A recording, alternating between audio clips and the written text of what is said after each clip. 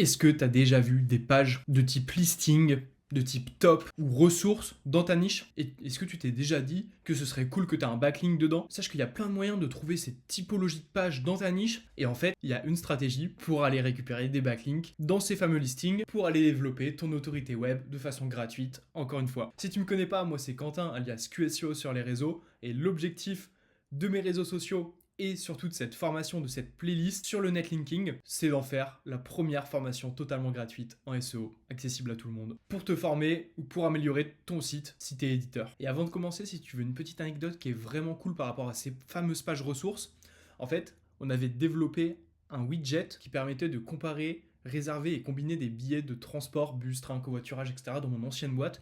Et en fait, on avait contacté toutes les localités, tous les offices de tourisme, tous les acteurs locaux pour leur proposer de mettre ça sur leur page accès, sur leur page comment venir. Et en fait, ça marchait trop bien. Et du coup, dans le widget, il y avait forcément un petit lien vers notre page web. Le widget était gratuit. Et en fait, nous, ça nous faisait un lien parce que c'était utile. Ça apportait de la valeur aux utilisateurs de ces fameux sites. Ça, c'est une petite astuce. Il y en a plein d'autres. On va voir tout ça. Et j'en profite aussi pour remercier Links Club qui sponsorise toute cette formation. Et Links Club, c'est la plateforme qui te permet d'obtenir des backlinks thématiques à partir de 10 euros. Il n'y a pas grand chose de plus à dire, à part que les backlinks thématiques, c'est vraiment beaucoup trop important aujourd'hui en 2025 pour se positionner, surtout si tu es sur une niche concurrentielle. Il va te falloir des liens pour développer ton autorité, ta réputation. Et en fait, Links Club, il t'accompagne directement. Rapidité, simplicité d'utilisation. Il y a plus de 7000 sites thématiques. Donc en fait, tu vas forcément trouver des sites qui seront dans ta thématique pour obtenir tes fameux backlinks de façon régulière. Et en fait, tu as des budgets à partir de 10 euros le lien. Franchement, c'est rare de trouver ça. Et ça va permettre de venir à faible coût développer ton autorité de façon régulière sur toute l'année. Il t'aide, il t'accompagne sur tes campagnes de netlinking. Que demander de plus? Eh bien, pour plus de backlinks, tu peux aller voir les pages de ressources, par exemple.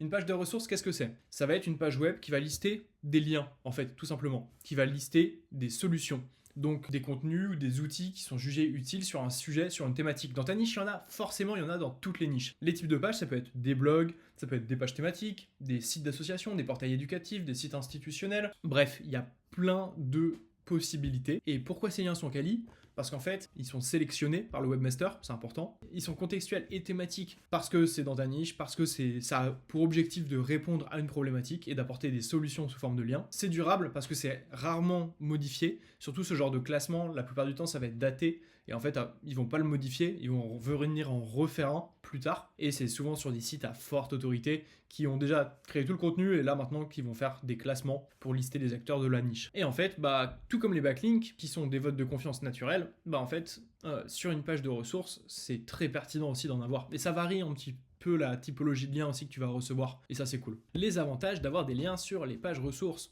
ça renforce ton page rank, forcément. Les backlinks de pages à forte autorité élèvent la puissance globale de votre site, et ça augmente l'autorité de domaine, meilleure perception par les algorithmes, etc. Tu peux aller voir les premières vidéos de la formation qui t'expliquent un petit peu tout ça, comment ça fonctionne, le netlinking. Ça va pas t'apporter du trust flow, de la crédibilité, même si le trust flow c'est une métrique un peu biaisée. En tout cas, ça te pousse la crédibilité que tu as aux yeux de Google et des utilisateurs potentiellement, surtout si tu es présent sur des sites, encore une fois, qui jouissent déjà d'une grosse autorité et donc qui font des listings, des classements, parce qu'ils ont une autorité, c'est logique. Trafic de référence ciblé, ça peut t'apporter du trafic, c'est pas forcément ce qu'on va aller chercher avec des liens, mais ça peut toujours être cool et potentiellement c'est des personnes qui ont vraiment une problématique en plus. Donc s'il y a ton lien, ta solution, ça peut peut-être t'amener des leads et des clients à terme. Et après, ça a un impact sur le ranking, les backlinks, forcément. Les liens de qualité restent un facteur majeur pour le classement de Google. Alors, méthode d'identification d'une page ressource, comment on fait? Alors, en fait, tu vas avoir plusieurs requêtes que tu peux taper directement sur Google pour trouver ce type de résultat.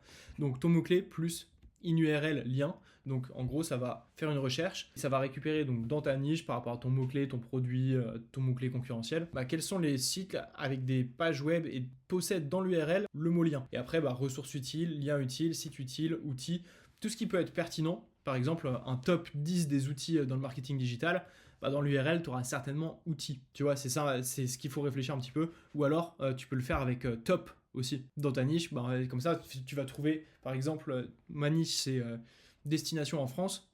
En fait, si je mets destination en France plus top, je suis sûr d'avoir des listings de top destination. Et en plus, le genre d'article, t'en as plein.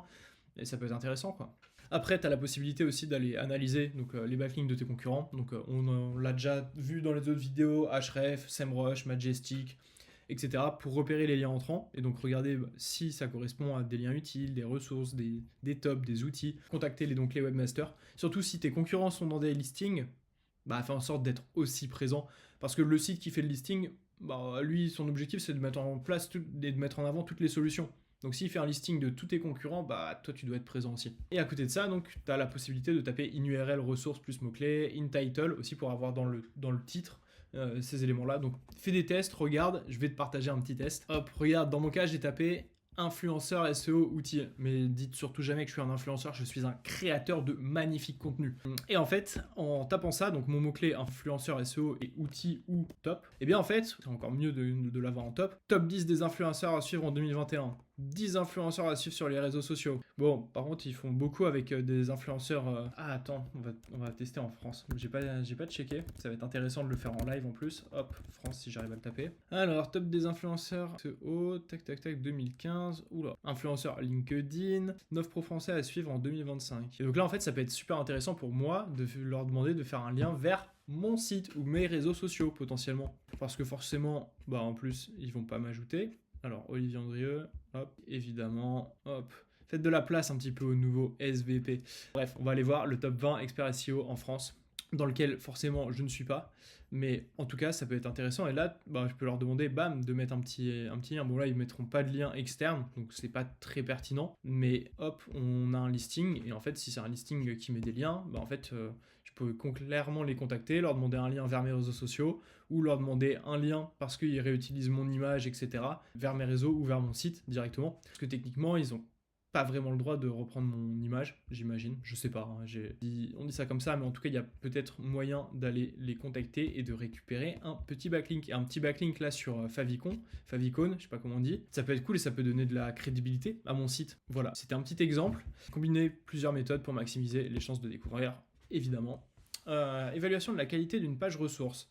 Est-ce que cette page est mise à jour régulièrement? C'est important. Tout à l'heure, on parlait des classements. Donc, si tu es dans le classement top 2025, c'est cool. Mais tu vois, Favicon, ils en font pour toutes les années. Donc, en fait, tu vas avoir ton backlink, mais au fur et à mesure, il va perdre du jus au fur et à mesure des années parce qu'il ne sera pas mis à jour. Ils vont créer un nouveau classement 2026, etc. etc. Donc, à voir. C'est pas forcément les pages les plus importantes, mais c'est toujours intéressant. Faible spam score majestique, tu peux regarder, c'est pas ce que je recommanderais le plus, mais tu peux regarder. Site non associé à du contenu douteux, ouais, essaye de faire en sorte que ce soit des sites quand même crédibles, pas des listings vraiment perdus, surtout dans tout ce qui est top destination en voyage, t'as plein de blogs. Fais attention à où tu demandes des liens et évite les pages spammy ou de faible qualité, et surtout les trucs qui parlent pas trop de ta thématique ou qui mettent des liens vers des sites un peu bizarres. Fais attention. Donc pertinence thématique, évidemment, regarde que dans ta niche par rapport à tes mots-clés sur lesquels tu veux te positionner, etc. Autorité de site, j'ai mis une nouvelle métrique que tu connais pas, le MOSDA, mais c'est pareil que les autres, c'est des métriques, donc tu peux aller regarder, mais te base pas uniquement là-dessus. Moi j'ai du mal à regarder ce genre de métriques, mais en tout cas, ça donne une première idée. Sinon, tu peux utiliser pareil Alloscan avec le score de VI pour le site. Bref, tu as plein d'indicateurs. Fais-toi un mix de tout. Limite, tu te fais un tableau Excel là, où tu mets tous les indicateurs de chaque outil et tu regardes et tu fais un croisement et tu te dis, ok, bah là, ça vaut le coup ou pas. Mesurer l'autorité de la page, cibler les sites à haute autorité, tac, tac, tac. Un équilibre parfait. Et qualité des liens existants. Bah, regarde aussi si c'est des bons liens qui sont cités à côté de toi potentiellement sur la page, quoi, parce que sinon, si c'est des liens vers des sites pour adultes ou ce genre de choses, c'est pas forcément très pertinent que tu sois associé à ça. Créer une ressource vraiment exceptionnelle. Le but, c'est que, bah, en fait, soit c'est un listing de services ou de produits dont toi, tu es la solution aussi au même niveau que tes concurrents. Donc là, tu leur demandes un lien vers la home. Soit c'est des ressources de type citation sur des guides, sur des articles vraiment très détaillés, etc. Et dans ce cas-là, bah, toi, tu dois créer aussi une ressource sur ton site et leur demander après de faire un lien. Un peu ce qu'on voyait dans la dernière vidéo sur la chaîne. Donc la dernière vidéo de la formation sur le netlinking. Tu peux faire des guides détaillés, des tutoriels complets, des how-to donc, des contenus qui abordent tous les aspects du sujet, etc.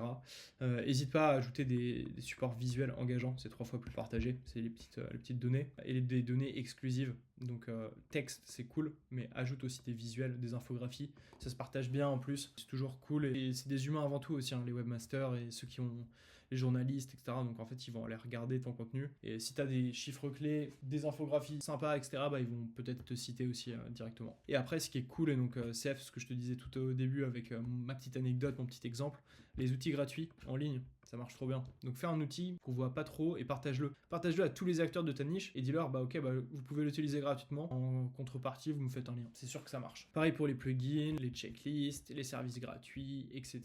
comme aimant un backlink. T'as le lead magnet aussi, le backlink magnet. Et donc créer du contenu utile, partageable, des petites iframes.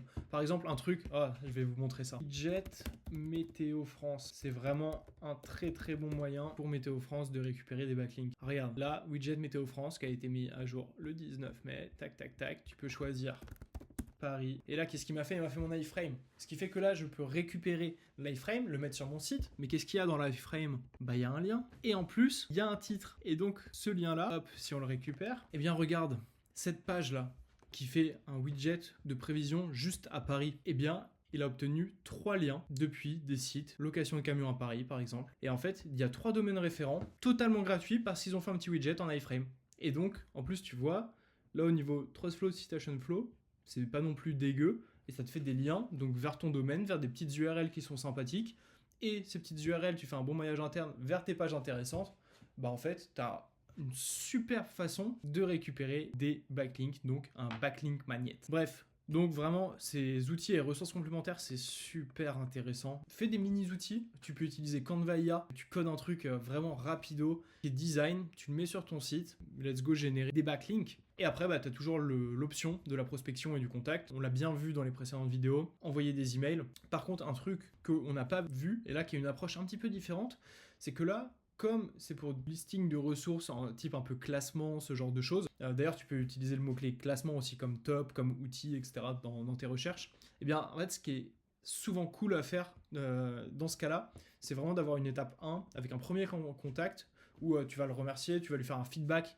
sur les outils en lui disant ah ok trop bien j'ai testé ça, j'ai utilisé ça, c'est trop cool, nanana. Et après dans une étape 2, une fois que tu as engagé la conversation et que tu commences à créer une relation, à ce compte-là, là, tu lui demandes de mettre un lien vers ce site. Et potentiellement, tu peux même lui dire que c'est pas un lien vers ton site à toi. Tu peux lui dire, je trouve que c'est intéressant, est-ce que ce serait pas intéressant d'ajouter 2 liens vers ça et ça? Et tu mets un lien vers toi et un lien vers un autre. C'est peut-être intéressant de le noyer le poisson un petit peu comme ça. Certes, ça dilue un petit peu plus, mais par contre, toi, tu te retrouves avec un lien dans la page. Apporter de la valeur, c'est forcément bénéfique. Structure de l'email, comme on a pu le voir dans les vidéos précédentes, sujet accrocheur, propositions concrètes, salutations, compliments, présentation ressources, etc. Exemple de template, fais en sorte que ton template il soit ouvert, que ton mail soit ouvert, c'est le plus important, et qu'il lise au moins tes 2-3 premières lignes, et que ça permette en fait d'engager la conversation, quoi. Et si un site n'a pas de ressources aussi, proposez-lui d'en créer une. Ça peut être intéressant. Lui dire, ah bah regardez, on a fait un classement, etc. Nous, on a déjà publié notre classement sur le site, mais si vous voulez, on a fait un classement qui peut être pertinent pour vous, vos utilisateurs. Et dedans, bah, on a inclus tel lien vers des ressources complémentaires. Dites-nous si c'est OK pour vous. Et voilà, quoi. Il y a moyen, et du coup ça fait un peu cette stratégie de guest blogging avec des sites en se basant sur des ressources type classement, ce genre de choses, et leur dire qu'avec l'autorité qu'ils ont, la crédibilité qu'ils ont, bah, ce serait sympa de faire des pages de type classement et qu'en plus ça va leur apporter du trafic. Comme c'est des acteurs un peu différents, ça peut être cool de le voir et de les démarcher de cette façon-là aussi. Imaginons un blog d'éducation numérique sans page ressources sur le SEO. Bon, on lui fait une ressource complète sur le SEO et du coup on cite notre guide sur le SEO par exemple, et du coup il crée une nouvelle page ressources SEO incluant notre backlink. Ça peut être un très bon moyen donc de récupérer des liens à nouveau. Et puis après, si tu veux déléguer une partie de ton acquisition de liens, donc utiliser à la fois toutes ces méthodes gratuites pour récupérer des liens et en même temps t'assurer d'obtenir des liens de façon régulière tous les mois, parce que ça plaît à Google le fait que ce soit régulier, et toi ça permet de développer ton autorité de façon régulière sans te baser sur toutes ces techniques qui assure pas forcément d'obtenir des liens directement, eh bien utilise Links Club. Il y a le lien en description, ils sont là pour t'accompagner, pour t'aiguiller, pour t'aider à obtenir des liens à partir de 10 euros. Franchement, que demander de mieux. Et comme toujours, si t'aimes toute la valeur que je te partage gratuitement sur cette chaîne et dans cette playlist de formation sur le netlinking, bah mets un petit like. N'hésite pas à commenter, et surtout si tu as déjà utilisé ces petits mots-clés et ces petites recherches sur Google, ces petites commandes pour trouver des pages de ressources, des pages de classement, des pages de top. Je peux voir aussi un petit peu si vous connaissiez ou pas et vous aiguiller par rapport à votre niche, ce qui pourrait être pertinent. Et puis comme toujours, abonne-toi, mets la petite cloche et on se retrouve dans la prochaine vidéo de la formation qui traite de comment analyser le profil de lien de tes concurrents. Et ça va être très très cool.